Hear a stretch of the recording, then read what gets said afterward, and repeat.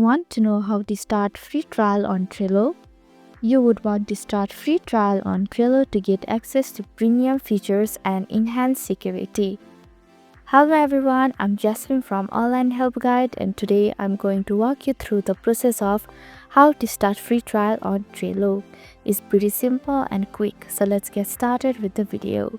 Firstly, tap on the Trello app on your screen. Now tap on the hamburger icon at the top left corner of your screen. Then tap on the three dot icon right beside your name under the workspace heading. Here you can see the Start Trial option at the right side of your screen.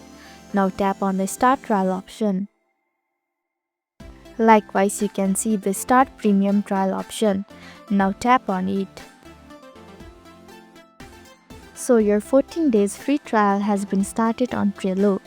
Thank you for watching Online Help Guide. Hope this video was helpful. If it was, then hit the like button and comment down if you have any questions or feedback. Also, if you are new to our channel, please subscribe and hit the bell icon so that you don't miss our upcoming videos.